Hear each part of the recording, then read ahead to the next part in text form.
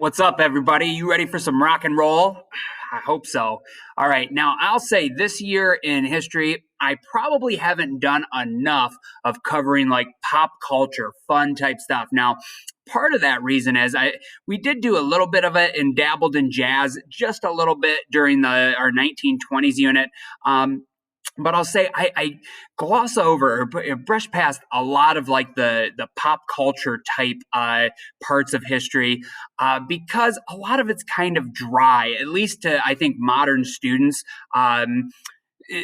What they looked at as good entertainment in 1910 or 1930 is not what we look at as like good entertainment today. Well, the time period we're starting to hit in history now, the 1950s and then the 60s are right around the corner, that all starts to change. And I think music, especially, gets a total makeover and it does start to become very good. Many people would say, I think myself included, that like the late 1950s on through to the 1960s are like a golden age of music where really I think what we think of today as modern music is kind of born in that time in that era. But know that like rock and roll, something you take for granted and it's been around and everybody's heard rock and roll songs today, that was a very new, edgy, and controversial thing in the 1950s. The 1950s, America is still very traditional and old school, and it's really kind of the 1960s, which is just around the corner for us, is the decade where it becomes very tumultuous. There's all kinds of change and a lot of like social upheaval. Well, the 1950s are all of the craziness and wild times of the 1960s kind of take their root in the late 1950s.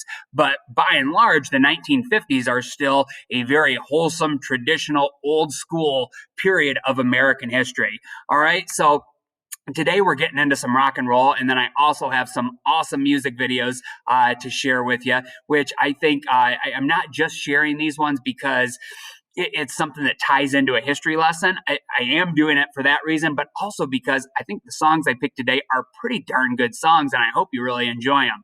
All right, so here we go. Rock and roll, a term that I'm sure all of you are familiar with and have heard before, but you may have never thought too deeply about it. Well, actually, did you know kind of an interesting little fact about it? The meaning of the term. So the first bullet point here actually has its roots, and this gets into why it was quite controversial for the time period.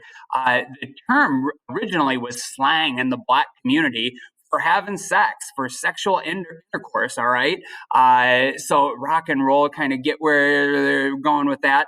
Now, not everybody knew that at the time. And I would bet that if you asked the average person on the street today, they probably wouldn't know that that was like where the term came from. But anyway, that's I think the culture was much more like repressed and old school back in this era. So to have a new music hitting the scene that is basically all amped up about having sex and stuff and going out and partying and cutting loose, that really clashed with the traditional aspects of American culture. Anyway, what is it? Now, most of you know it if you hear it. You know the country music station and then a rap station and then here's a rock and roll station. Well, what is rock and roll and where does it come from? Essentially what rock and roll is, it was kind of a combination of rhythm and blues that had been popular for quite a while. Think more similar to like jazz style music that had been around for a generation before this. And that had its roots in the black community. A lot of rhythm and blues and good jazz music kind of comes out of Chicago and New Orleans, the black communities in those two big cities, and then spreads around America and the world. And then it also, rock and roll kind of infuses like country western music a little bit, which was more like kind of a music that was listened to in the white community. Now, rock and roll definitely, I would say the originators who you would say are the pioneers of it. It really comes out of the black community. It was black musicians that kind of make this combination to form kind of a whole new genre of music. But remember, blacks are like today, but the same is true back in this era in American history, are a smaller minority, around 15% of the population. And also, course, the 1950s, this is still the era of like the Jim Crow South, when segregation is the norm and racial tensions are high, but we still lived in a pretty segregated society. And like blacks and whites mixing together was still a very controversial thing in this era. So a lot of white America would not necessarily want to listen to music if they thought it was black only music. But then you get some white musicians, guys like Elvis Presley, who essentially repackage it, and they look at what some black musicians had already been doing and playing, and they make their own version of it that is pretty similar, darn near identical to the same style of music, but it gets repackaged and branded to a more acceptable form for white America. So a lot going on here. These notes, and if you are adding any of this into your notes, definitely I would put it in the civil rights thing, because this is more about domestic policy and really doesn't have anything to do with the Cold War era, but it definitely ties in, and you can see there are a lot of racial aspects to what's going on in music in this era. All right, two guys that I want to cover for you, and I think each of them you could put a little heading as I'll cover them on the quiz that's coming up, and I might even drop a question about one or both of these guys on the final exam. So Chuck Berry, he is kind of the originator of this new style of music, of rock and roll. He's often called the father of rock and roll. Okay. He's probably not the most famous musician. Some of you, whether you realize it or not, have probably heard some Chuck Berry songs, but I would guess most of you probably really don't know who this guy is. However, he's a very important and influential musician, and his style is going to be mimicked by many black and white musicians who are going to try to kind of recreate the magic that he puts out there on the stage and the energy that he has. So he is a singer, songwriter, and an all-around excellent guitarist. You may know him from a couple of his big songs, and I'm going to include like some music videos, even though this is before the era of like MTV music videos. MTV didn't exist yet. So the music videos that I'm showing to you, or will attach as clips, are actually when he was doing live performances on some different shows that would have been on network TV at the time. So music videos in like the modern form, where they're actually doing a video with like acting and, that kind of stuff, wasn't really around. Typically, any music videos you're going to see from the 50s or 60s, it's just the band or the guy playing live music. Anyway, also notice that with Chuck Berry, he's very animated and active. That's kind of a new thing with music too. You go look at like the old school like jazz or rhythm and blues singers, or the old country western singers. Most of them would just stand there and play their guitar and sing their song. He makes it much more of an all-around performance. And you can get the rock and roll, where it was like kind of a metaphor for sex. A lot of the moves that he has, and then that Elvis is going to have too, have a lot of like hip thrusting and gyration, and that was part of what made this music so controversial.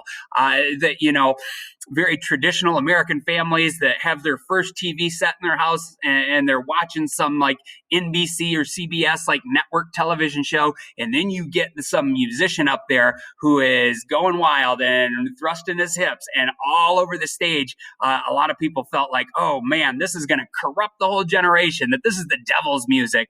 So anyway, I think it's kind of fun, and we don't look at it necessarily that way today, but to put it back in the context of the times, very controversial back then, and it wasn't initially accepted by all of America, although it definitely with the younger generation, guys like Chuck Berry become very popular, and it just kind of builds momentum, and the foundation that Chuck Berry lays with rock and roll leads to all kinds of outstanding musicians kind of mimicking his style later on in the 1960s. Now, the other guy that I'm guessing everybody has heard of before is Elvis Presley. He is kind of the first white guy to do rock and roll. Now, Chuck Berry came before him. That's why he deservedly gets the term the father of rock and roll. But remember, America is a largely segregated place and very racially divided back then. So for white kids and average middle America to be, idolizing and looking at a black musician, hey, it was a different era. And I definitely don't think that we view it that way today, and I wouldn't condone it, but you got to remember, America was a different place back in the 50s from today. Very, very different. So it would have just been almost impossible for a black musician to catch on in a way that Elvis Presley did.